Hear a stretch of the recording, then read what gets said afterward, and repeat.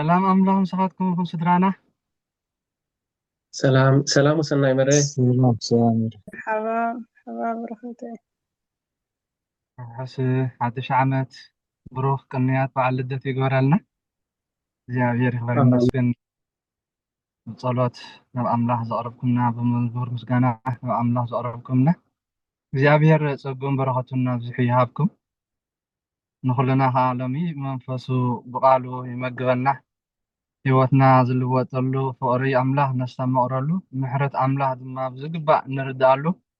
ሓይሉ ፀጋ ይዓድለና ጀሳሓወይ ካብ ወንጌል ሉቃስ ምዕራፍ 4 ካብ 18 ክሳብ 21 ዘሎ አንብበልና ሞ አንቱም ፈቃድ አምላክ ካብ መሰረት ገርና በሐንሳብ ኮይና ሐነስተንትን ሉቃስ ምዕራፍ 4 ካብ 18 21 ጽቡቅ ስማዕ ኣሎ ድምጼ ጽቡቅ ስማዕ ኣሎ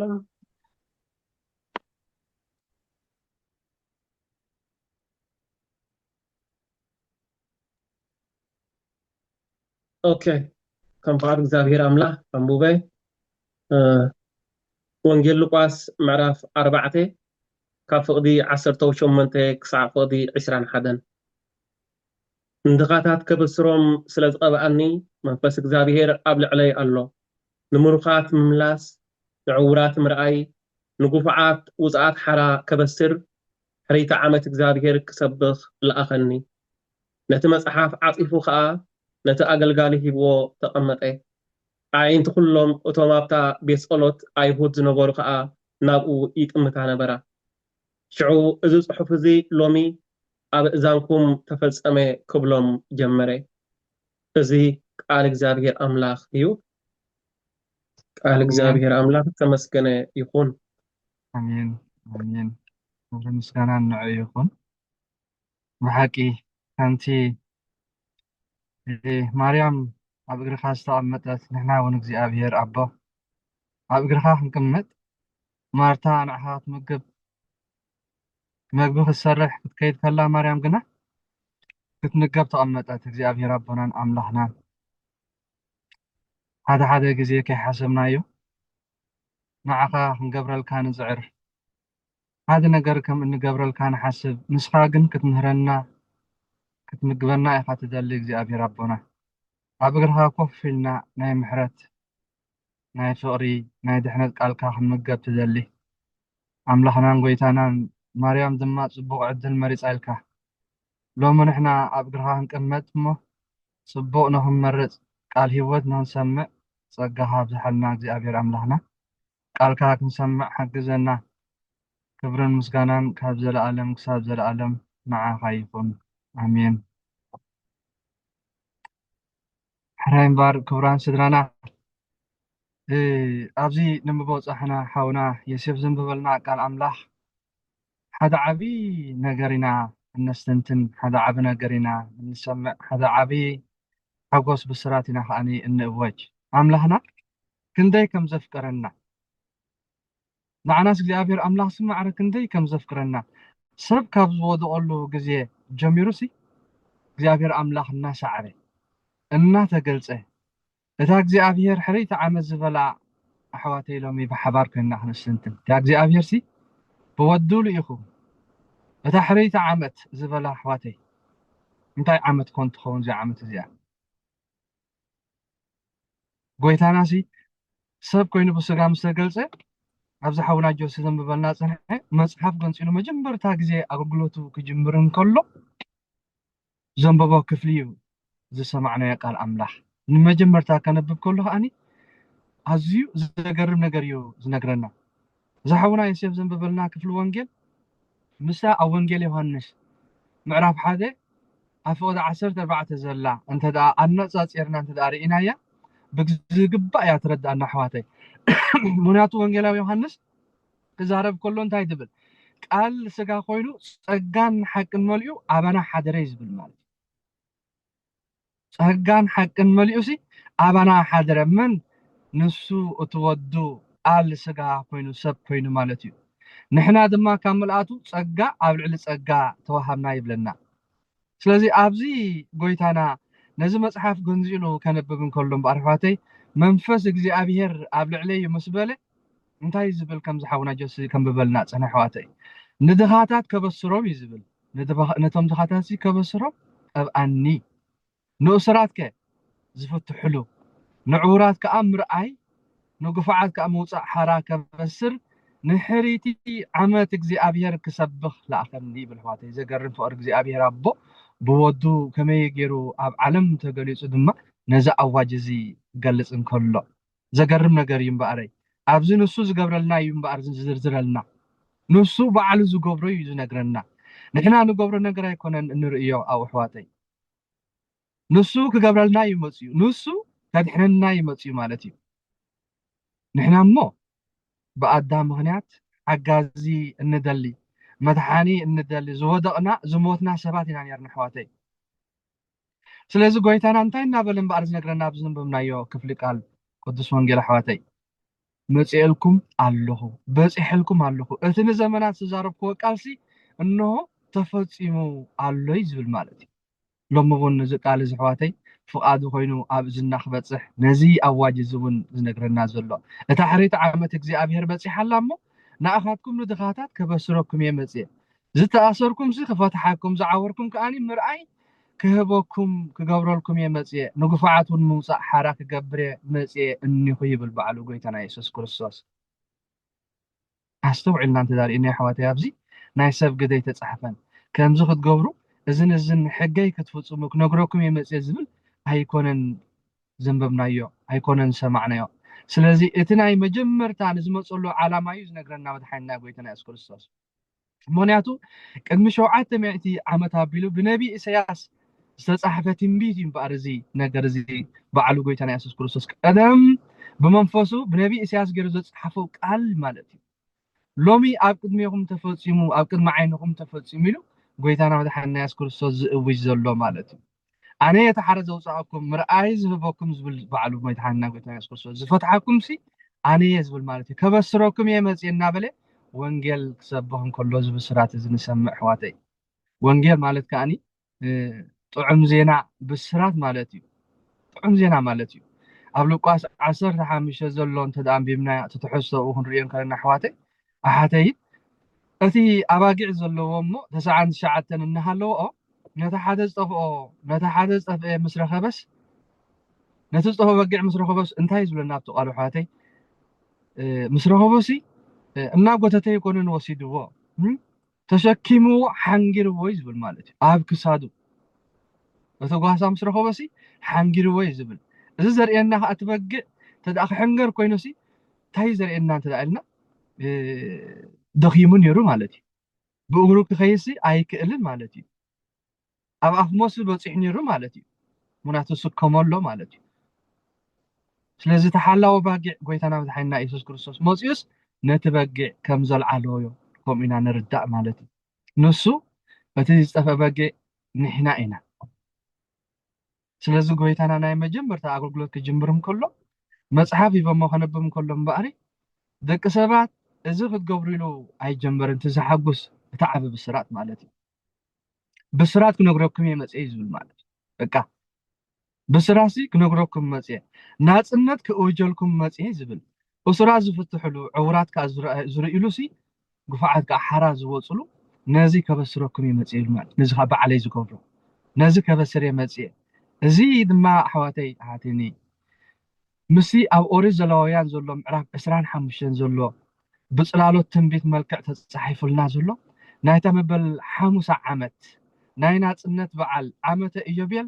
እትኽነልኩም ዝበሎ እግዚኣብሔር ምስኡ ተተሓሒዙ ዝኸይድ ማለት እዩ ብመንፈስ ትንቢት ኣቐዲሙ ዝነገሮም ማለት እዩ እታ ዓመት እቲኣ እተገርም ዓመት ናይ ናፅነት ዓመት እታ ዓመት እቲኣ እተገርም ዓመት ናይ ዓመተ ኢዮቤል ዓመት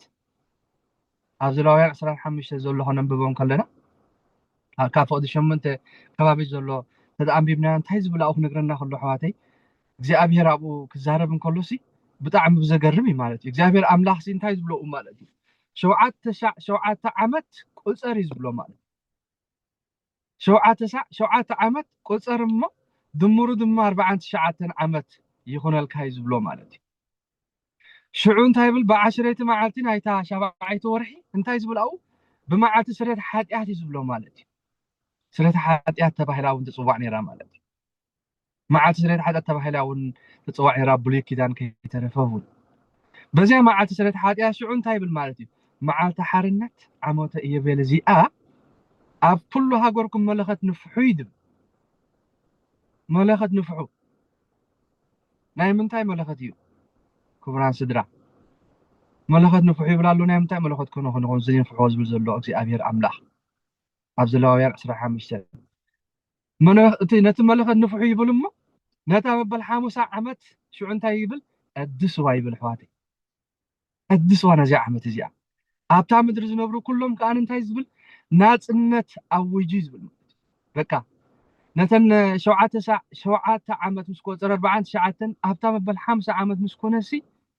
ملخت نفحو بالمهنياتو إذا عمت زي أنت يلو ماوتي عمت حارنت تخنو لكم عمت ناس النت تخنو لكم أوجلو مالك أب هاجركم ملؤسي أوجلو مالك زي عمل زي أسن تايلوم إيوبيال تخنو لكم يلوم حواتي إيوبيال تخنو لكم بقى زي عمل زي أسي كل سبيلو نابرستون نافوغونن يملسي بالإجزاء أبير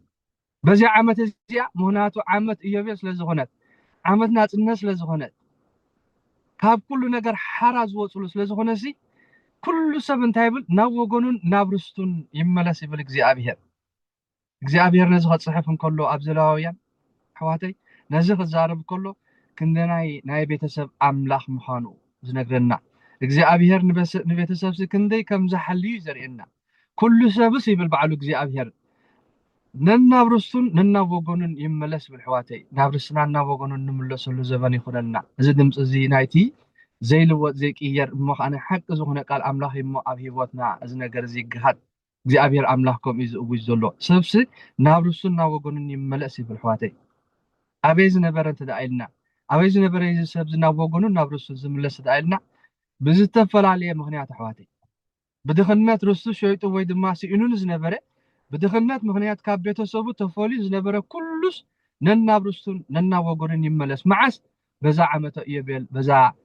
ناينات سنات عمت زيئة بزا عمت زيئة سي جنزب زلك حاكم سب تدع هاليس كحتكم أي خيلني بالمالك بزا عمت إيبيل زيئة سي نتلقى حنتاي تقبرو تسرزو مالتي نتعد حنتاي تقبرو بعلا تخفلو مالتي بزي عمت زي أسي تحانيقو كخفل زي كونس انتاي دا بزي مخنيات عمت زي عمت ناس الناس لزخونه سب كامنا نرسلنا وغنو زملسلو عمت التجرم التدنق عمس لزخونسي انتاي يخون حرا يخون اي ودم مالتي ناس اي يخون مالتي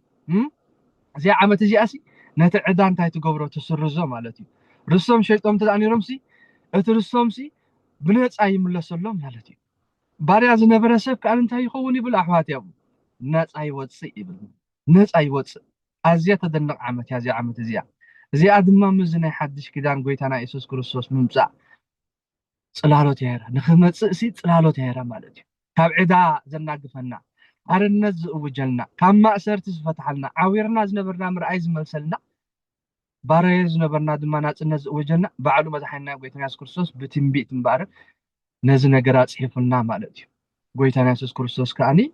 نز نجار زي نجار مالتي كل سبنا برستنا وقولن كملنا زما بعلو أتي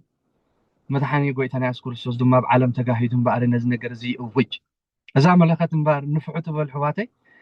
مستي أولوكاس معرف كلت تزولون تدعم بيمنايو كعسر تزول خا تدعم بيمنايسي ملأخ بزعبة بسرات كأوجن كله مالتي مدحنا قويتنا إيسوس كريستوس عبيت لهم نا يهودا مستولد كأوجن كله تم ملأختي انتاي نزولو مالتي لومي مدحاني أبعد داوي تولد لكم الله يزول مالتي زوجو مالتي إذا أواجنا علم ملوئي مالتي لومي مدحاني أبي بيتلهم مدري هدا تولد لكم الله نسخ آن خرصوص قويت هاي يزبل أواج مالتي نقول حزب زخون عبي حقوس نبسركم على نازبل أواج مالتي نبسركم أواج مالتي زبلو حواتي عمتو إيه بيالبسيحات لنا عدانا سرزلو ما أسرتنا زبط تخلو حراز نوصلو زمن محرسي بصيحلنا قويتانا أبناي نازريت ناي قليلا مقراب موسيسي إذا حاونا جوسو زنببلنا نتا أقدمو منفسو أصحيفو زتسفونا قويتا بأكال موسيو እንኹ ከበስር የመጽኡ ልናሕዋተይ እታ ሕሬታ ዓመት እግዚኣብሔር ክሰብኽ ኣቦ ልኢኹኒ ኢሉ ኣሕዋተይ መስኪርልና ኣውጅልና እዚ ንሰምዖ ዘለና እውን ማለት እዩ ኣበስረኩም ኣለኹ ሕጂ ኣብ ቅድሚ ዓይንኹም እቲ ብነቢ ኢሳያስ ዝተዋሃብኩምዎ ቃል ዘተስፈኽዎ ቃል ዘፀሓፍክዎ ቃልሲ እንኹ ክፍፅሞ መፅአ ይብል በዓል ጎይታና ኢየሱስ ክርስቶስ ኣሕዋተይ እግዚኣብሔር እዚ ክዛረብ እንከሎ እምበኣረይ ንሕና ደቂ ሰባት ካብ ቤተሰብና ካብ ርስትና ተፈሊና ኣሕዋተይና ሓተይኒ ጠፈእና ነበርና በቃ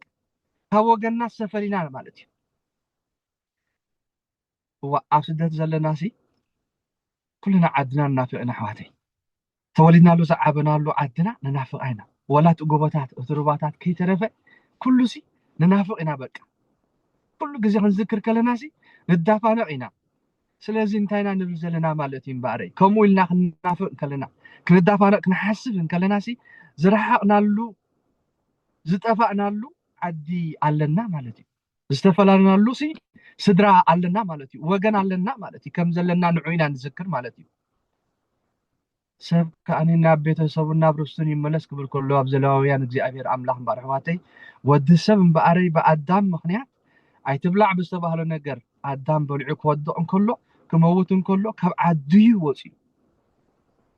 ካብ ዓዱ ወፅዩ ካብ የንታ ዓዲ ካብ ገነት ይወፅዩ ኣዳም እኳ ዓዲ ነይርዎ ኣሕዋተይ ዓዲ እኳ ነርና ደቂ ሰብ ማለት እዩ እኳ ወዲ ሰብ ዝክፍጠር እንከሎ ሲ ዓዲ ነይርዎ ማለት እዩ ኣሕዋተይ ገነት ከዓ ነራታ ዓዱ ምስ እግዚኣብሔር ብክብሪ ዝነብረላ ወገኑን ቤተሰቡን ከኣንሲ መን ነይሩ እንተደኣልናስ እግዚኣብሔር ነይሩ ኣሕዋተይ ዓዲ ነርና ወገን ከዓ ነርና ወገንና ከዓ መን እግዚኣብሔር ማለት እዩ ስለዚ ዓድና ገነት ዝነበረት ወገንናን ቤተሰብናን ኣምላኽና ዝነበረ ብምክንያት ውድቀት ብምክንያት ዘይምእዛዝ ንክልቲኡ እንታይ ጌርናዮ ሲኢናዮ ዓድና ሲኢናዮ ዓድና ገነት ወገንናን ቤተሰብናን ዝኾነ እግዚኣብሔር ድማ እንታይ ኮንና ሰኣልናዮ ምክንያቱ ብውድቀት ምክንያት ፀጋና ተገፊፉ ካብ ኣዳም ረሓቕና ምክንያቱ ኣዳም ምስ ሓጠሲ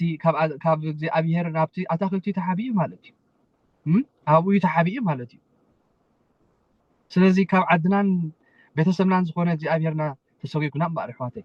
ንኸይምለሳ እውን ኣዳምሲ ባህላሓታ ሓውን ክርቤልን ይውን ኣለወት ማለት ስለዚ ጠፊእና ነርና ኣሕዋተይ ተፈሊና ነርና ካብ ቤተሰብና ዝኾነ ካብ ወገንና ዝኾነ እግዚኣብሔር ማለት እዩ ኣብ ተቐዳማይ ምዕራፍ ኣብ ዘፍጥረት ከምኡ እነንብቦ እግዚኣብሔር እንታይ ዝብል ኣሕዋተይ ኣብኡ ንኩሉ ክፈጥር እንከሎ ብቃሉ ክፈጥር እንከሎ በብወገኑ ፈጠረ ይብለና በብወገኑ ፈጠረ ኣታክልቲ በብወገኑ ኣዕዋፍ በብወገኑ ሽዑ እንታይ ዝብል እምበኣር ንሰብሲ ብኣምሳልና ብመልክዕና ንፍጠር ይብል በዓል እግዚኣብሔር ስለዚ ናይ ሰብ ወገን መን እዩ ኣሕዋተይና ሓተይ እንተደኣልና እግዚኣብሔር ንሕናስ ወገን ኣምላኽ ኮይንና ኢና ተፈጢርና እንተኾነ ንሕና ደቂ ሰባት ስለዝወደቕና ግና ዓድና ገደፍና ምድራዊ ዓድና ክናፍቕ እንከለና ተወሊድናሉ ዝዓበና ዓዲ ክናፍቕ እንከለና ቤተሰብና ክናፍቕ እንከለና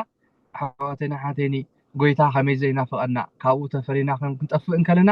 እግዚኣብሔር ኣምላኽ ከመይ ዘይናፍቐና እግዚኣብሔር ከመይ ዘይናፍቐና ኣሕዋተይና ሓተይኒ ሎሚ ብዙሓት ንገነት ኣይናፍቓን ኣሕዋተይ ሎሚ ብዙሓት ንመንግስቲ ሰማያት ኣይናፍቓን ንእግዚኣብሔር ኣይናፍቖን መንፈሳዊ ሞት ማለት ከዓኒ እዚ ኣሕዋተይኒ እዚ እቲ ዝኸበደ ነገር ኣሕዋተይ ካብ እግዚኣብሔር ተፈሊናስ ካብ እግዚኣብሔር ጠፊእናስ ካብ እግዚአብሔር ከም ዝተፈለና ዘይስማዕና ኩነት እንኾንሉ ዝሕዝን ኩነትና ማለት እዩ ከም ዝጠፋእና ዘይመስለና ማለት እዩ ዝተፈእ ሰብ እኳ ብፍላይ ቆልዓ ካብ ወለዱ ካብ ኣዲኡ ተፈልዩ ክትረኽቦ ከለኻስ እናበኸየን እናተጨነቐን ኢኻ እኳ ትረኽቦ ወለዶም ክሳብ እቶም ቆልዑስ ክሳብ ወለዶም ዝረኽቡሲ ብጣዕሚ እዮም ዝርበሹ ሎሚ ግን ኣሕዋተይን ሓተይኒ እግዚአብሔር ርዳእና ደቂ ሰባት በቃ ኣብ ምጥፋእናስ ተረጋጊእና ንነብር ማለት እዩ ነዚ ዓለም እዚኣሲ ከም ዓድና ጌርና ዝቆፀርናያ በቃ ካብ ገዛና ወፂና ጠፋእና ኣይመስለና እንጠቕላላ ማለት እዩ ካብ ኣቦና ዝተፈለና ኣይመስለና ማለት እዩ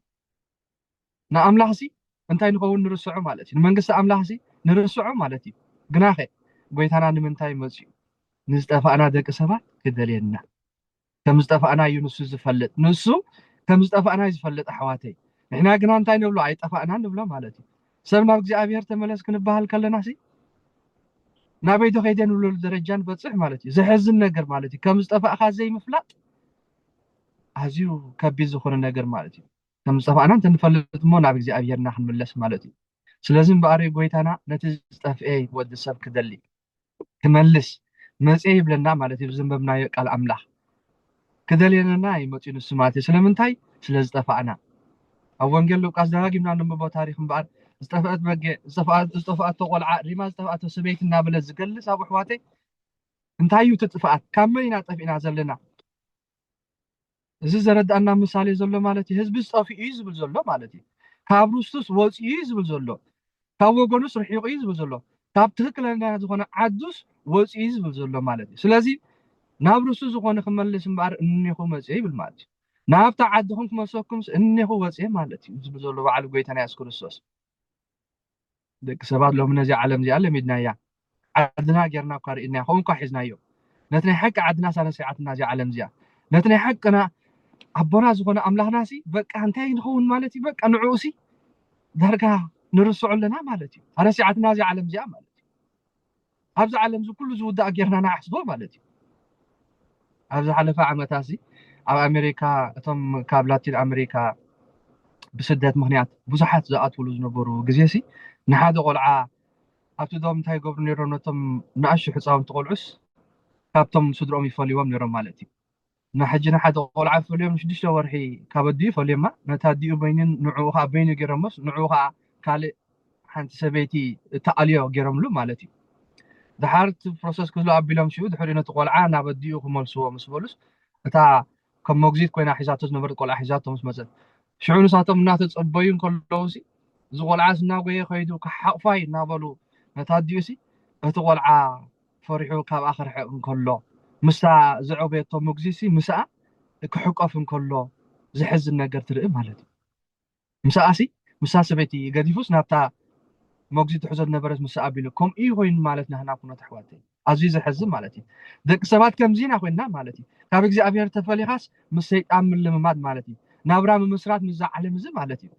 እግዚአብሔር ተረስዑ ጎይታ ኢየሱስ ክርስቶስ ክደልዮም ክመጽእ ከሎስ መን ይሃይለሞ ማለት እዩ ንስኻ መን ይሃያ ኢለሞ ማለት እዩ ጎይታ ኢየሱስ ክርስቶስ ትሕት ኢልና እንተ አንቢብናዮ ኩሉም ዝሓረ ወላ ነንብቦ ከምኡ እዩ ዝብል ማለት እዩ ትምኩራም ናይ ናዝሬት ኣሕዋተይ ነዚ ቃል ዝኸበስር እንከሎ ንሱ ደቁ ጠፊኦሞ ንክደሊ ዝመፀ ጎይታስ ንስኻ መን ኢኻ ኣይንፈልጠካን ኢለሞ ማለት እዩ ዝወለድካዮ ቆልዓ መን ኢኻ እንተዝብለካሲ እንታይ ምተሰማዓኩም ኣሕዋተይ ዘዕብኻዮ ቆልዓ من يخا خبلك كان كله كم زوج قلعة أي فلك كون يروح هادم كله خبديو بتحدث انتاي سمع እግዚአብሔር كم زوج نبلس كله انتاي سمع እግዚአብሔር نتحاد ودو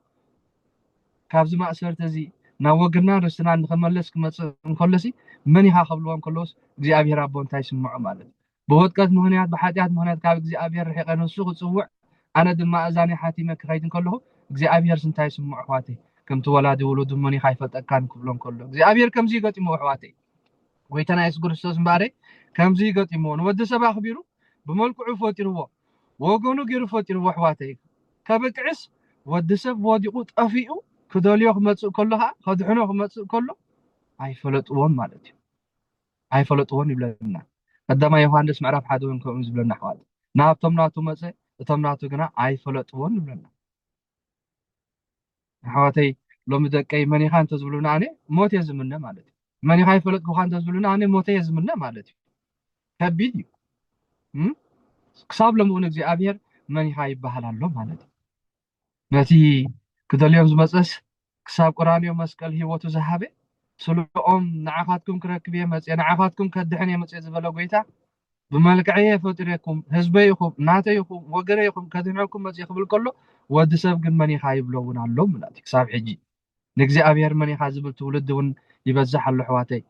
نعنا خدل سب كوينو مصيس عين فلتكان نبلو مالتي እግዚአብሔር ንእስራኤላውያን ከም ኢሉ حواتي ኣብትን ቤት ኢሳያስ ምዕራፍ ሓደ ዘሎ እንተ አንቢብና مالتي هفقد ሓደ ዘሎ ብዕራይ ንዋንኡ ኣድግ ድማ ንመብልዕ ይፈልጥ ይብሎ مالتي ንመብልዕ ማል ጎይቱሲ ይፈልጦ ይብል ማለት እንስሳ ከይተረፈሲ ነቲ ዋንኡ ይፈልጦ ይብል ማለት እስራኤል ግና ሓንቲ እኳ ይፈልጥን ህዝበይውን አይሰውዑን بعل እግዚአብሔር ማለት እዚ ገጥሙ ማታ ዘንበብና ያ መኩራምና ናዝሬት ተحواتي ነዚ ወንጌል እዚ ከነብብን ከሎ ነዚ በስራ እዚ እውጅን ከሎ መድኃኒና ጎይታና ያስክርዞ ስለዚህ እግዚአብሔር ኩሉ ሰብ ንናብርሱ ንናቦጎንን ይመለስ ክብልን ከሎ حواتي أبلي كده نعنا نابو وجنا نايز خنا እግዚአብሔር رسنا نايز خنا منجست أملاك كمسنا نابتا رسنا زخونت منجست أملاك وسدنا تسفى إنها بين بأر እግዚአብሔር بتنبيت نجر نيرو عبزلاويان أسران حمشتن مالتيو لومينا وجنا نابرسنا نملسول زمنيو قويتانا كملسنا يموتيو زي زمن زي بزح بوليتيكا زسحابو زحوصو زبوزحو نجر زدلو مالتي سبات عدوم زملو وغنوم كبلو كلو مدراو زر زخونلو زمن إنا بس إحنا زلنا زرية زلنا جناجن اتني حق وجنا እግዚአብሔር اتني حق منجست أملاك يحواتي منجستي اتني حق هاجرنا منجست سماعتي رستو وجن أملاك زلنا سباتنا إحنا مالتي لذي أفينا ناس إحنا أبونا جن بحدش كذا بودو متحنا ويتناس كرسوس كدلنا مزيو كمس لزخوني كأي إنه أكيد معينكم تفتش مزلوا مالتي إنه هم تيالكم على خزبة لبعد متحنا ويتناس كرسوس بعلو مزيو ملاأخت زلأخ نبرة قويتا ملاأخت زلأخ نبرة እግዚአብሔር أملاح نبياتو زلأخ نبرة قويتا بعلو مزيو نعنا أقوى نبيات يكون تزاربهم منا مالتي بعلو مزيوس أبزا جس زنب بلنا حاونا ناي قليلا مكرام مصحافي بمو كابي تنبيت إسياس كنببن كله أتقدم منفس قدس نقرو زصحافو قال بعلو الناس فخس بعلو النمببس أنا كاي مصيركم يلوهم مالتي أنا قد إحناكم مسيح حراه وصاكم مسيح كفتحكم مسيح عينكم دم مبرح كبرها لكم مسيح لوم مالتي كذا لنا مسيح مالتي حواتي أزل سلز بالتي يجزي أبيار انتهي بالمالتي كل سب نوجون النابرسون يملس النابلة بتنبيت أبي زلاوي عسران حمشن زنجرنا حواتي كل سبسي نابرسون زخونة يجزي أبيار يملس نوجون زخونة يملس بالمالتي سلازي نابرسنا زخونة منقص السماعات بمهنات وتكزت فأنا ناب وجنا زخونة እግዚአብሔር نابو نخملس أتحاد ودنا زي زقلت زلوا زقويش زلوا مات حجونا حواتين زلاويان أسران عمشن أبتفق ده أسران عمشن تدعم بيبنا يخاني زجرم نجر أو ننبه حواتين زجرم بقى زدنا نجر مالتي انتهي زبلو وأب أسران عمشن هذا إسرائيلاوي حو خايز بالمالتي تشجرو خبرستن تدع شيطو مالتي رستن تدع شيطو مالتي مرة تكون زخون نجر تدع شجر قط إيمانوسو تشجر تسقيمو ومنتا أنا ترستو تدع شيطوسي انتهي يكبر بالحواتي أبو أتزقرب زمودو موتيوسي نتحوش يطرسي كفيلو يملصي بالمالتي بزي عمت زي أقوي حادث بتشجرس رستن تشيط أما أنا سوء أما تزي بلو نترستو نخملس جن انتهي بلو أتي زقرب زمودو موتيو نترستو انت هيبر نص يخفل لي بالمالتي من أتي زقرب زمودو موتي بالمالتي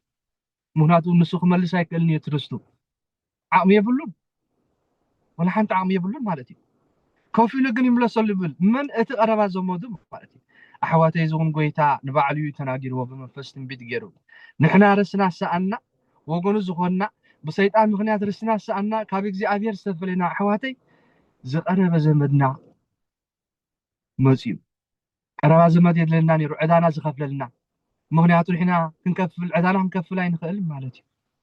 قربا زمد يدلنا نيرو عدانا زخفللنا زبجولنا يدلنا نيرو مالتي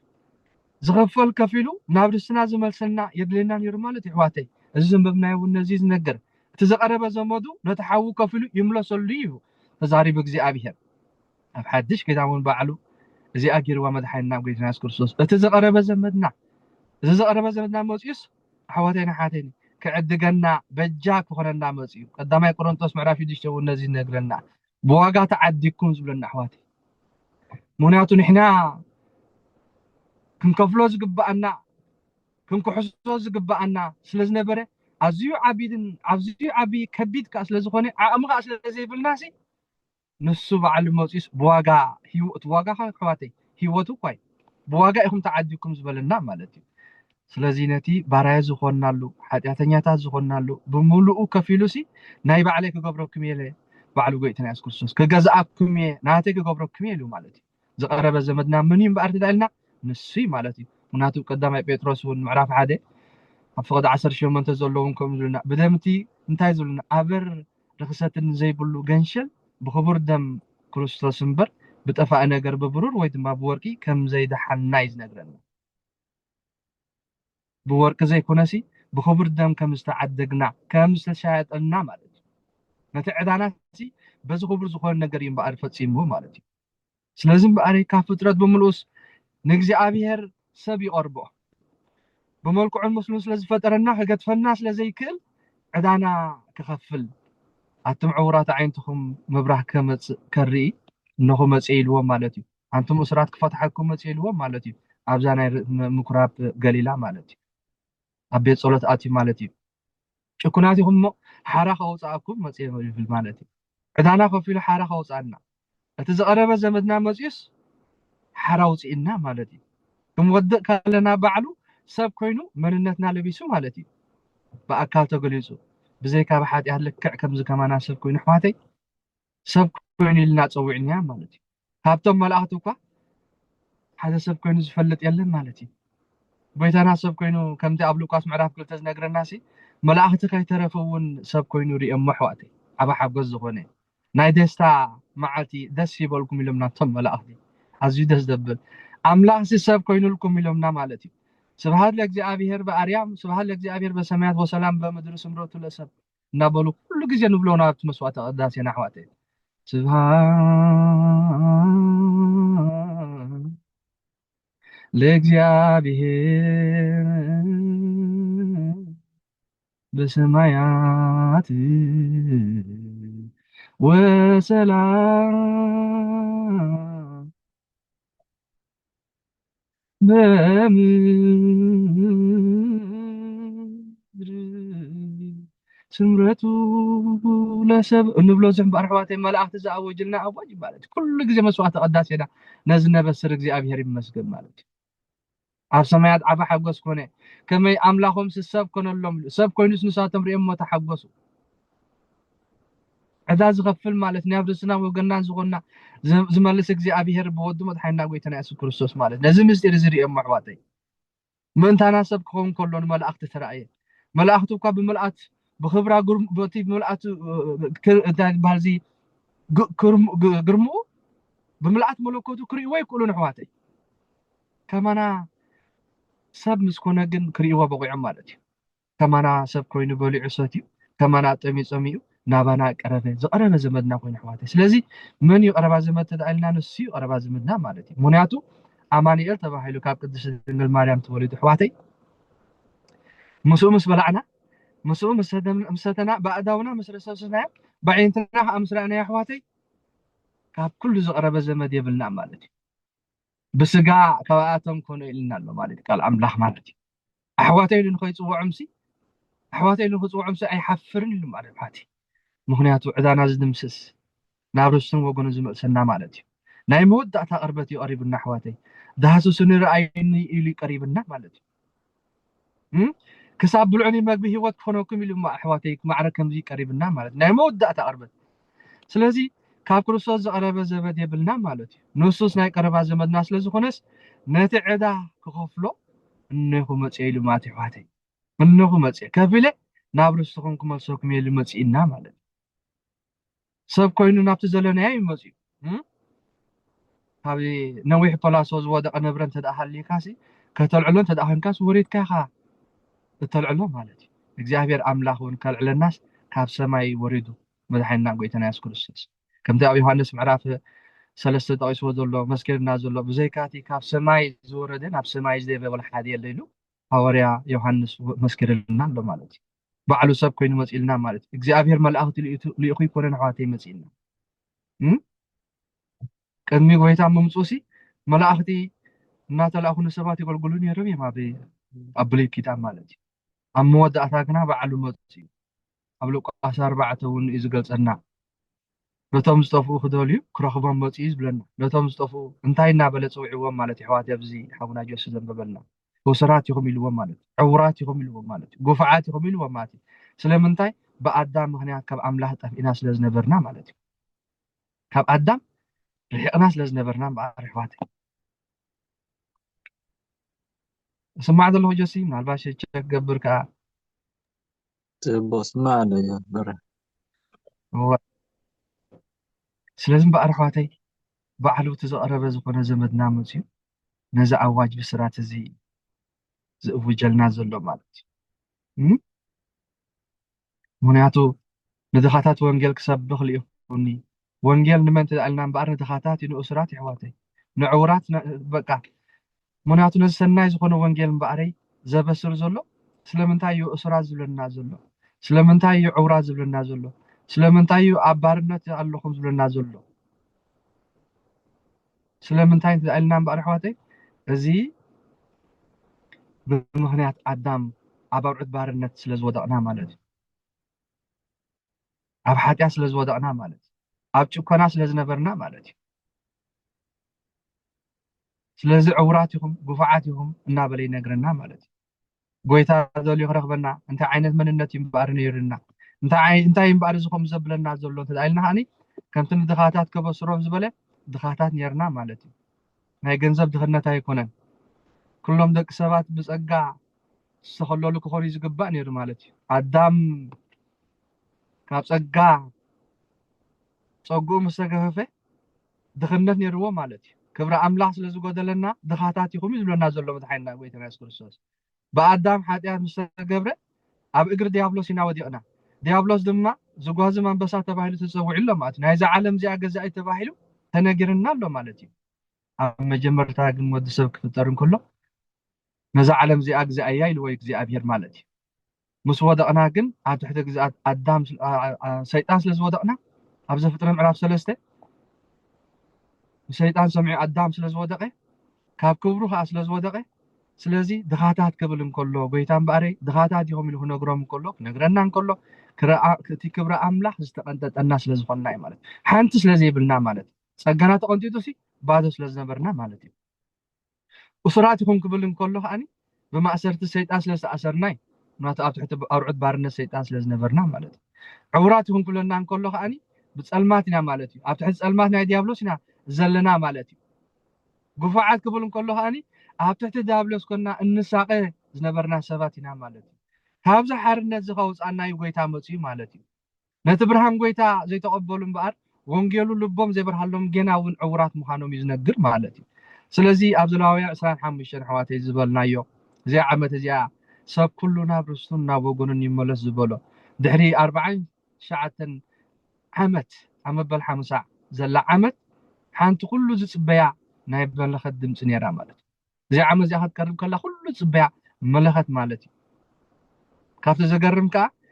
ነዛ መለኸት እዚኣ ዝነፍሕ ኣብታ መበል 50 ዓመት ዝነፍሕ ከዓ መን እንተዳኢልና ኣሕዋተይ እቲ ሊቀ ካህን እዩ ዝነፍሓ እቲ ሊቀ ካህን እዩ ዝነፍሓ ማለት እዩ እታ ዓመት ክትኣክል እንከላ ነታ መለኸት ዝነፍሓስ እቲ ሊቀ ካህን ማለት እዩ እታ ዓመት ናይ ናፅነት ምስ ኣኸለት እቲ ሊቀ ካህን እዩ ነታ መለኸት ዝነፍሓ ኣሕዋተይ من يزنفحه أتلقى كاهن يزنفحه مالتي أتلقى كاهن سي أو حدش كده عندما منيو لقى كاهن كوينو مصي زحاتي لقى كاهن كوينو زمص الناسي من ينبقى نسو بعل مدحنا قويتنا يسوع كريستوس مناتو أبتا بالحمسة عامة أتلقى كاهن مش نفحنا تعملها كله حراي وص مالتي حرا زي وصسي አይተርፍን ማለት እዩ እንተዳ ንጽባሕይቱ ባርያ ኮይኑ ዝተሸጠ እንተዳ ሃልዩ እንታይ ክገብር ዘሎ ካልእ 49 ዓመት ይኽጽበ ዘሎ ማለት እዩ ሓራ ንክወጽእ ማለት ምክንያቱ ኣብ ነፍሲ ወከፍ 50 ዓመት ስለ ዝኾነ እታ ናይ ኢዮቤል ዓመት ናይ ሓርነት ዓመት ማለት እዩ ስለዚ ኣብ ባርነት ዝነብሩ ከመይ ከም ዝናፍቕዋን እምበኣር ነዛ መለኸት እዚኣ ከመይ ከም ዝብህግዋን ዝጽበይዋን ድማ ኢና ንርዳእ ማለት እዩ ብምክንያት ሓጢኣት እምበኣር ሰብ ኣሕዋተይ ሰብ ኩሉ ባርያ ዲያብሎስ ስለ ዝኾነ ቀረባ ዘመት መፅኡ እምበኣረይ ነዛ መለኸት እዚኣ ዝእውጅ ዘሎ ኣብታ ጀሳሓውና ዘንበብልና ሉቃስ ምዕራፍ 4 ዘሎ ኣብታ ምኩራብ ናይ ገሊላ ጸሎት ዝገብሩላን ተኣኪቦም ጽሉላ ዝነበሩ ምኩራብ ቤት ጸሎት ናይ ኣይሁድ ኣብኣ ኮይዱሲ ነዛ መለኸት እዚኣ ዝእውጅ ዘሎ እምበኣረይ ንሱ ትሊቀ ካህን ማለት እዩ ምክንያቱ ካብቲ ባርነት እቲ ናጽነት ዝእውጀልና ስለ ዘሎ ማለት እዩ ንሱ ከዓ ጎይታይ ነይሩ ቀረባ ዘመድና بتنبز تنقرلو نصو مزه كهن زكرياس ون انتاي زبل حواتي كاب بيت داويسي قرن مدحانيت العلنا يزبل مالتي زدحننا كم زرعلنا املاح تنبيت كم زفصمه غويتا سب كوينو ليكا كهن كوينوسي ام نازريت غليلا مصيو دمص ملفت بعلو كم زعوجز نغرنا مالتي مدخاتات وانجيل كسبخ ليخني يزبل مالتي ወንጌል ንመን እዩ ንድኻታት ንእስራት ንዕውራት ዝነግረና ማለት እዩ ነዚ ከኣነቶም ሓዋርያት ነጊርዎም ማለት እዩ ነዚ ሰናይ ዝኾነ ወንጌል ሒዞም ናብ ዓለም ክኸዱ ማለት እዩ ቤተክርስትያን ከዓ ሎሚ ነዚ ወንጌል እዚኣ ትሰብኽ ኣሕዋተይ በዚ ግዜ ነዚኣ ትእውጅ ማለት እዩ ኣዋጅ ኣሕዋተይ ንሓተይኒ ዝቐረበ ዝመትኩም ዕዳኹም ከፊልኩም እያ ትብልና ቤተክርስትያን መፅያ ማለት እዩ ዕዳኹም ተደምሲሱልኩም እያ ትብለና ኣሕዋተይ ማለት እዩ ዕዳኹም ተኸፊሉሉ እያ ትብለና በዚ ግዜ እዚ ኣሕዋተይ ኣብዚ ናይ ልደቱን ከነበስር ከለና ናፃ ኢኹም ስምዑ ጥዑም ዜና እያ ትብለና ማለት ነዚ ኣዋጅ እመኑ ቅረቡ እያ ትብለና ማለት እዩ ካብ ማእሰርቲ ካብ ጭኮና ካብ ምዕዋር ዝወፅሉ ዘመን ማለት እዩ ዘመን እዚ ናይ ዓመት ናፅነት ዝኾነ ማለት እዩ ናይ ናፅነት ዓመት ማለት እዩ ዓመተ ምሕረት ማለት እዩ ጎይታ እምበር ነዚ ዓመተ ምሕረት እዚ ክእውጅ መፅኡ ኣሕዋት ዓመት ናይ ምሕረት ዝኾነ ክእውጅ መፅኡ ማለት እዩ ጎይታና ካብ ዝጀመረሉ ክሳብ ዘመን ምፅኣቱ ጀሚሩ ዝኾነሉ ግዜ እዚ ብስራት እዚኣ ትእወጅ ማለት እዩ ሓራ ኢኹም ናባይ ቅረቡ እሞ ከዓ ሓራ ካውፅኣኩም እዩ ዝብል ማለት እዩ እቲ ኣብ ፀልማት ብርሃን ይብራህ ዝበለ እግዚኣብሔር ነቲ ኣብ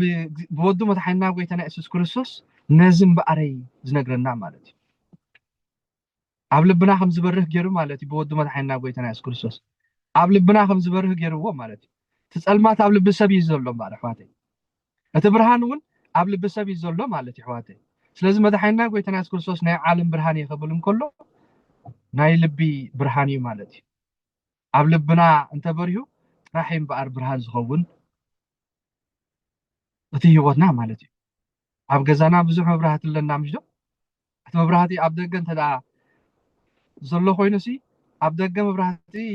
ብምብራህ እንታይ ክጠቅም ይኽእል እቲ ውሽጢ ክበርህ ኣይክእልኒ ማለት እዩ ናይ ደገ እንተ ኣብሪህና ናይ ውሽጢና እንተዘይበርህስ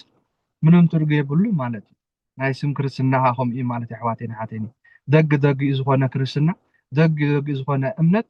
ውሽጡ ፀልማ እንተደኣ ኮይኑ ትርጉም ኣይክህልዎን እዩ ማለት እዩ ብርሃንስ ውሽጢ ገዛይ ክበርህ ዘለዎ ማለት እዩ ኣሕዋተይ ንሓተይኒ ሎሚ እውን ኣብ ውሽጥና ክበርህ ማለት እዩ ምክንያቱ ንጎይታ ተቐቢልና ኢና ግን ኣብ ውሽጥና ግን ክበርህ ኣለዎ ማለት እዩ እቲ ገዛ ክበርህ ኣለዎ እቲ ውሽጢ ሂወተይ ክበርህ ኣለዎ ከምኡውን ክርስቶስ ብርሃን ዓለም ክብል እንከሎ ኣብ ልብና ዝበርህ ማለት እዩ ናይ ልቢ ሰብ እዩ ክበርህ ዘለዎ ማለት እዩ ሎሚ ኣብ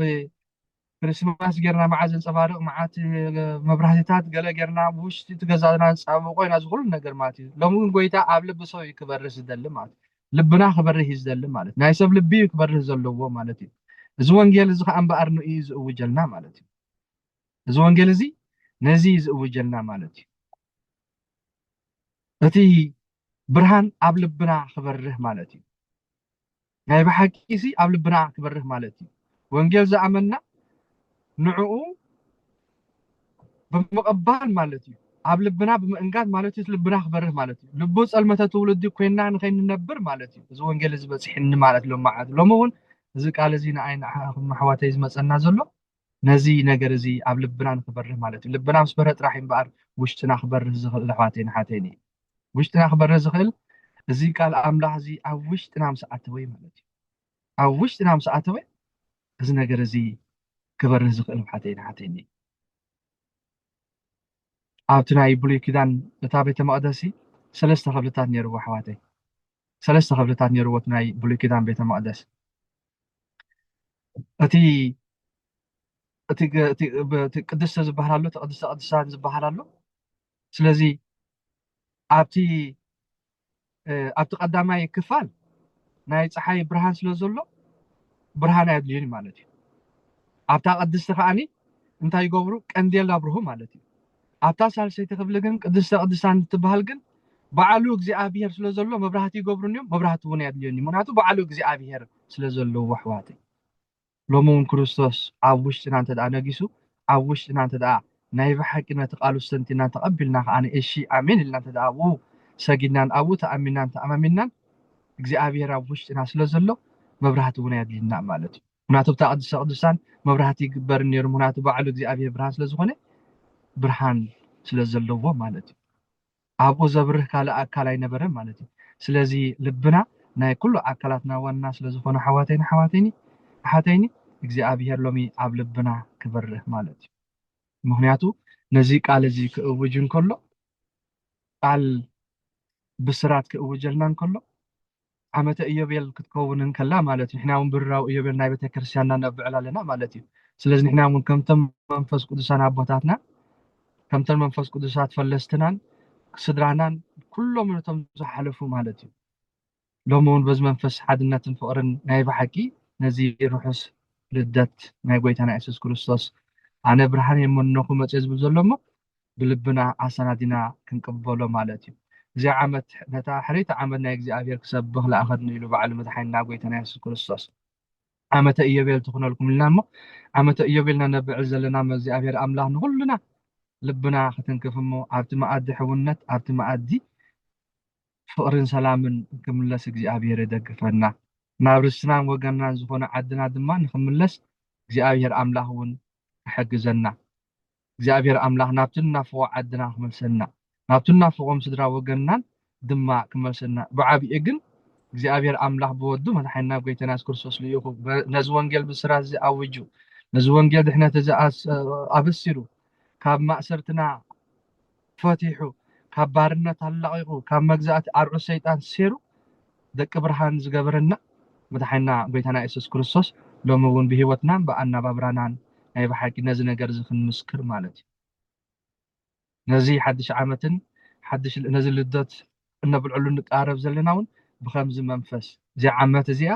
ሕሪት ዓመት ትኹነልኩም ኢሉ እግዚኣብሔር ብወዱ መድሓኒና ጎይታና ኢየሱስ ክርስቶስ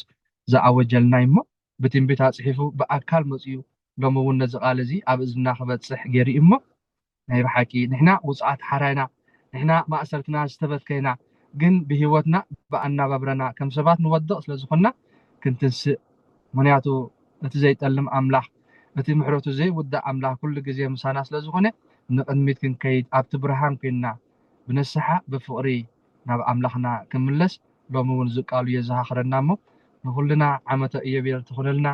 ኩሎም ስድራናን ኩሎም ቤተሰብናን ድማ ኩሎም ዓድና ሙሉእ ዓለም ድማ ብርሃን ኣብ ሙሉእ ዓለም ይብራህ ብፍላይ ድማ ነዚ ዓመት እዚ ብሩራዊ ኢዮቤል ነብለሉ ዓመት ዕልልታን ዓመት ናፅነትን ዓመት ብርሃን ትኹነልና ኣሕዋተይ እግዚኣብሔር ኣምላኽ ፀጉኡን በረኸቱን ኣብዝሒ ይዓድልኩም ኣንዊሕ ኣብለልኩም ከሆነ የቕሬታ ስለዚ እግዚኣብሔር ዝኸበረን ተመስገን أدماني هبا آمين آمين آمين أملاك بارك أبي عليو زابي هيرك أبلغنا حتى روس تباركوا مسكرتن أورتنا أبلغنا أكبرنا نتقدس قالوا ما هي حق آمين آمين እግዚአብሔር ተመስገነ ይሁን እግዚአብሔር عزيزي بارك بري حوي تبارك بركتنا هون حق دس دبل قال املاح نسيوتنا زرخبنا حريتي عامت እግዚአብሔር كسبخ لاخر نزبل قال بس እግዚአብሔር ኣብ ልብኻ ዝሕዘረልካ ቃል ጌርካ ስለዚ ባረኽካና ጎባኤና ንኩላትና ስለተንከፍካና እግዚአብሔር عزيزو ይባርክ በሬ ባረኽ መዝሙር ክንገብር መብሩኻት ድሕሪኡ ሓሳብ ሕቶ ወይ ክበርሃልና ዘሎ እንተሎ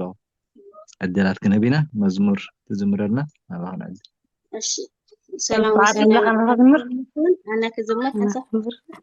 ኣራይ ሰላም ወሰናይ ኣራይ በብሓደ ዝምራኽን ናባኺ مرنتي ኣራይ ሰላም ወሰናይ ሓሩ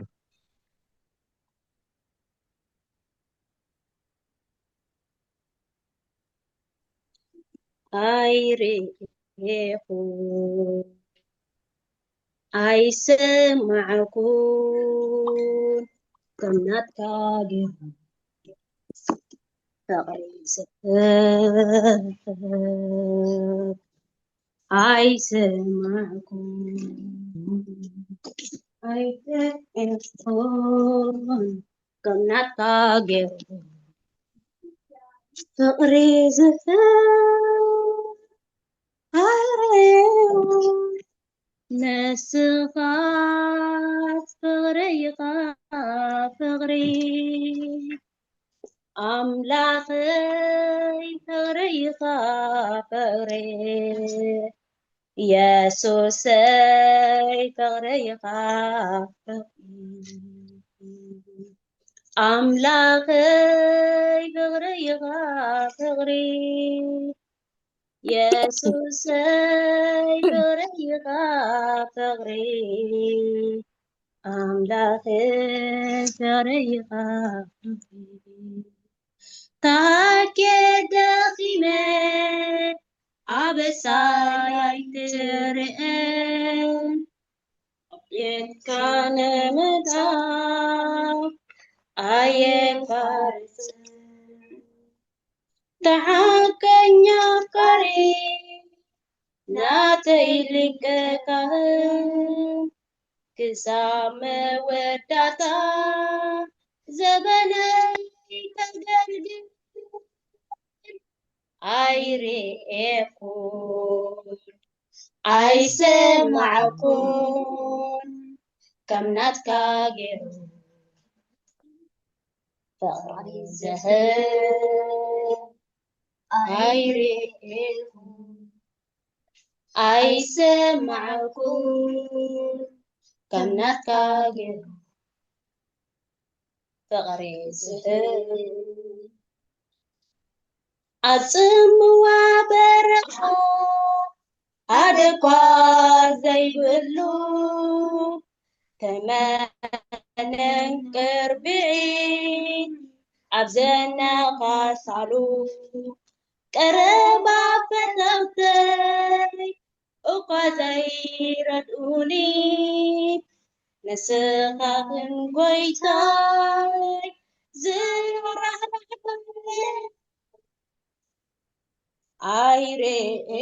أيريكون أي سمعكون سمعت كاجئو تغريزها أيريكون أي سمعكون سمعت كاجئو تغريزها نسهات غريها فغري أملاكي فغريها فغري يسوسي فغريها فغري أملاكي فغريها فغري نسخات فغريها فغري يسوس فغريها فغري تمسكن أملاك آمين آمين እግዚአብሔር ዕዚዝ ይባርክን መመራ ነበራ ብሩኻት آمين آمين آمين alright أخي أنا هزمر ده هو هره كبر جزين سنتي حال زبن وعي حيلي بزيت رف ملفري اخبكا وأملاخي مدي بيك سبكا فاتي له خونكا لومي صباح كل جزي أي ملسن فتمي لا أخايف رمري نا أخايف زفاني لبي نا أخايف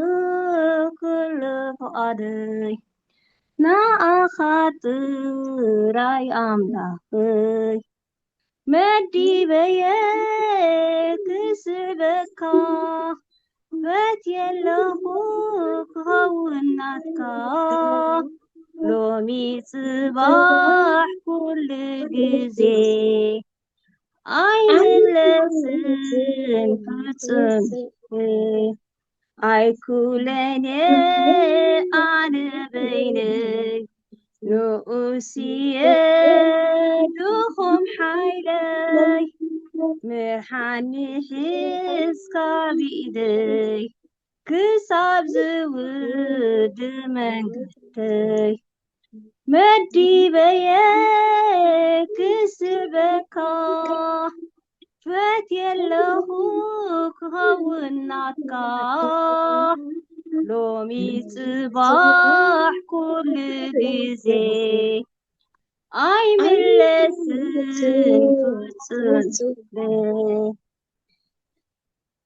أي كلني أنا بيني رؤوسي يدهم حيلي مرحاني هسكا بيدي كساب زود منقدي مدي بيك سبكا فاتي له كوناتكا لومي صباح كل جزي أي ملسن أي فلتن أي مسائي حاوس يكون ويسقاهي كسبكا كل جزي نبتبلني تأمني مدي بيك سبكا فاتي له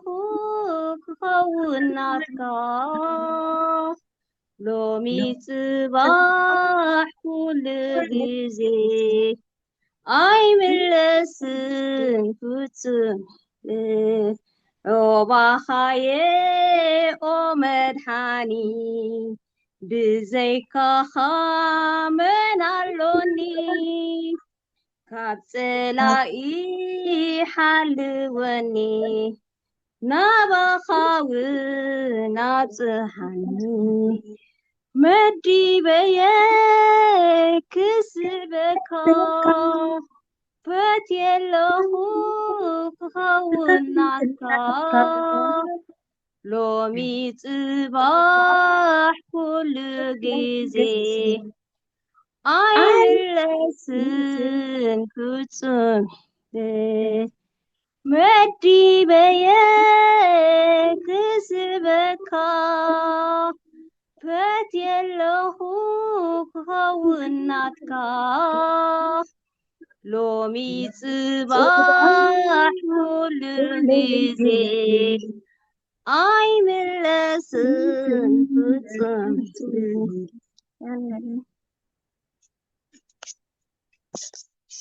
تبارخا آمين زمرانا بارك برخات آمين እግዚአብሔር ባረክን እግዚአብሔር عزيز ይባረክ ብሩሃት ሕራይ እምበር ኣብቲ ቃል ዘምስየና እወ ትተንከፈና ወይ ንበረኸት ሓውና እውን ሕቶ መብርህ ዘድልዮ ዝኾነ እንተሎ ካብቲ ዝተዋህበና ቃል ናባኹም ዕድል ክቤ ተባረኹ ብሩሃት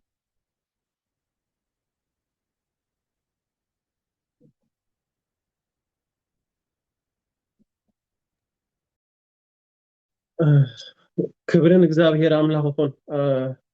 አምላክ ይባረካ በሪ ሓወይ ተባረኽ ብሓቂ ዝባረኽ ቃል ሂብካና እግዚአብሔር ዝተመስገነ ይኹን አባ ሙሴ ኣትዮም ፀኒሖም ምናልባሽ ከይህሉ ድሓን ወፂኦም ኣለዉ እሺ ክብርን እግዚአብሔር አምላክ ይኹን በሪ ሓወይ አምላክ አገልግሎትካ ይባረኽ ብሓቂ ነቲ ግዚኡ ኣብዚ ግዜና ዘድልየና ቃል ህይወትና ክልውጥ ዝኽእል ህይወትና ብሓቂ ክንፍትሽ ክንምርምር ዝገብረና ቃል ኢኻ ሂብካና ክብርን እግዚአብሔር አምላክ ይኹን ሕሪት ዓመት እግዚአብሔር ክሰብኽ ለኣኸኒ ወላብቲ ኣርእስቲ ክትሪኦ ከለኻ ባዕሉ ጥዑም እዩ ግን ዋጋ ከዓ ዝኽፈል ኣለዎ መልእኽቲ ጥራሕ ወይ ዘረባ ጥራሕ ኣይኮነን ብዋጋ ከዓ ምኽፋል ኣለዎ ማለት እዩ ንድኻታት ከብስሮም ስለ ዝቐብኣኒ መንፈስ እግዚአብሔር ኣብ ልዕለይ ኣሎ ንምሩኻት ምምላስ ንዕውራት ምርኣይ ንጉፉዓት ምውፃእ ሓራ ከበስር ሕሪት ዓመት እግዚአብሔር ክሰብኽ ለኣኸኒ ይብል ቃል እግዚአብሔር ኣምላኽ ኣብ መልእኽቲ ጳውሎስ ናብ ሰብ ገላትያ ምዕራፍ 4 ካብ ፍቅዲ 4 ክሳብ ፍቅዲ 5 ዘሎ ቃል እግዚአብሔር ኣምላኽ ተሪእና ግዚኡ ምስ በፅሐ ኣምላኽ ነቶም ኣብ ትሕቲ ስልጣን ሕጊ ዝነበሩ ምእንቲ ክድሕን ንሕና እውን ናይ ውልድነት ስልጣን ምእንቲ ክንረክብ ነቲ ካብ ሰበይቲ ዝተወልደ ኣብ ትሕቲ ሕጊ እውን ዝሓደረ ወዱ ለኣኾ ይብል ክለኣኽ ከሎ ሕሪተ ዓመት ክሰብኽ ክመፅእ ከሎ ገለ ዝኽፈል ከቢድ ዋጋ ኣሎ ክቡር ዋጋ ኣሎ ማለት እዩ ምእንቲ መን ምእንቶም ዒሮም ዘለው ሓሚሞም ዘለው ተኣሲሮም ዘለው ምፍታሕ ክኾነሎም ኣብ ትሕቲ ባርነት ዘለው ምውፃእ ሓራ ክኾነሎም ሓሚሞም ዘሎ ክፍወሱሲ ዋጋ ከዓ ምኽፋል ኣሎ ማለት እዩ ብሓቂ ኢየሱስ ነፍስ ወከፍና ድሕነት ክህብ እዩ መፅኡ ኣብዚ ምድሪ እዚ እዚ ስብከት እዚ ከዓ ሕሪት ዓመት እግዚአብሔር ኣምላኽ ክሰብኽ ለኣኸኒ ስብከት ጥራሕ ኣይኮነን ብግብሪ ከዓ ዝተግበረ እዩ ማለት እዩ ኣብቲ ንምርኻት ምምላስ ንዕውራት ምርኣይ ንጉፍዓት ምውፃእ ሓራ ከበስር ዝብል ዘሎ እንተሪእናያሲ ኣበይ ወስደኒ ፀኒሑ እዚ ቃል እዚ ኣብ ትንቢት ኢሳይያስ ምዕራፍ 53 ዘሎ እንተሪእና ትንቢት ኢሳይያስ ምዕራፍ 53 ካብ ፍቅዲ 4 ንሱ ብሓቂ ንሕማምና ፀሮ ንስቃይና ከዓ ኣብ ነፍሱ ፀዓኖ ንሕና ግን ብእግዚአብሔር ከም ዝተወቅዐን ከም ዝተቀዝፈን ከም ዝተወረደን ጌርና ቆፀርናዮ ንሱ ግን ብሰር ገበና ቆሰለ ብሰር ኣበሳና ድማ ተኸትከተ ንሕና ሰላም ምእንቲ ክንረክብ መቕፃዕቲ ናብ ወረደ ንሕና እውን ብስምብራቱ ሓውየና ኩላትና ከም ዝተበራረ ኣባጊዕ ነበርና ነፍስ ወከፍ ነና መንገዱ ዘንበለ እግዚአብሔር ከዓ ኣበሳ ኩላትና ኣብኡ ኣውደቆ ይብለና ኣበሳ ኩላትና ኣብኡ ኣውደቆ ንሱ ንሕማምና ፀሮ ንገበና ነቲ ሓጢኣትና ነቲ ንሕና ክንከፍሎ ዝግባኣልና ንሱ ከፊሉ ብሓቂ ውልዱ ክገብረና ንርኢ ስለዚ ብሓቂ እዚ ቃል እዚ ሎም ምሸት ክዋሃበና ዘምሰየ ነፍስ ወከፍና ተንኪፍና ነፍስ ወከፍና ብሓቂ በፂሕና ነፍስ ወከፍና እውን ኣብ ህይወትና እቲ እግዚአብሔር ኣምላኽ ብሓቂ ዝገበረልና እቲ ንሕና ክንከፍሎ ዝግባኣልና እግዚአብሔር ኣምላኽ ዝገበረልና ክንስተንትን እነውን እዚኣ ዓመት እዚኣ ሰጊርና እያ እነውን እዚኣ ዓመት እዚኣ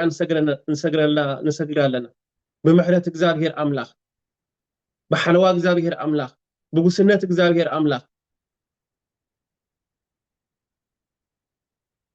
ክብሪ ንእግዚአብሔር ኣምላኽ ይኹን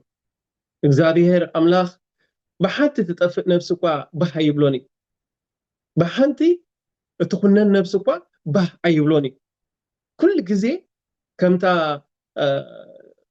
بركة حونا ونكمرنا صنحه نتن تشعتن قديفوس نتا حنتي خلال زبل مخنياتو واقع يفلطي كبرنا تا يفلطي كتفا ايدليوني اما كلن ليبلكا سلازي اتقرباتو معرخ نديو او اقربنا زلو كرسو علي قبا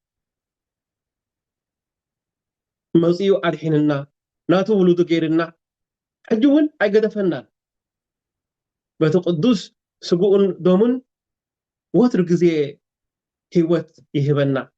يفوسنا يحوينا ينصحنا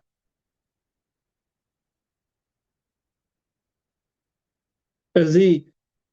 كنبل كلنا جن كمزي أم ملئت عبراويان معرف عسرته كابت فقدي عسرته تشعته زلو سلازي أحواتي سالادم كريستوس ناب قدس قدسان اتو امون ترخيبنا اينا ان اتوخا بيت مغرجا مالت بسبنوتو استخفته حدش كيدان حياو زخنه منقد ابيلنا اينا ابيت املاخ عبي كهنا اللونا سلازي بديله خبزبل حلنا لبنا أنسيهنا سبنتنا بنصح ماي حسيبنا بقنوع لبن بملء امنتنا ناب أملاخ نقرب يبل ناب أملاخ نقرب زي حريت عامت وجنا زلان بقر نمنتايو ناوخ نقرب ناوخ نملس هيوتنا كنمرمر مخنياتو مملس غيرنا لእግዚአብሔር أملاخ ناو مملسي غيرنا الله زي غزي زي هيبنا دلو زي هيبنا دلو ناينا أخاتكمن ورق أو ዝኾነ ግዜ